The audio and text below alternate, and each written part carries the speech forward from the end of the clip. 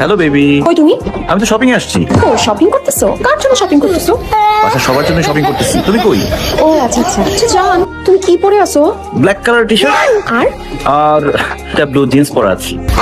Blue jeans পরে আছো না তুমি? আমরা যে রেস্টুরেন্টে বসে ওই রেস্টুরেন্টে আমার সাথে দেখা করো। আচ্ছা আচ্ছা ঠিক আছে। এটা আমি কি দেখলাম? Oh no no no no, this can be real. আমার বয়ফ্রেন্ড লুঙ্গি পরে খুচরা টাকা গুনতে গুনতে তরকারির ব্যাগ হাতে নিয়ে রাখতে পারতেছে। আমি জাস্ট শুনতে পাচ্ছি, এটা কি দেখলাম?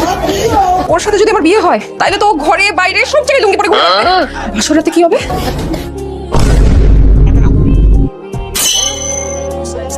খুব সুন্দর লাগছে আমার।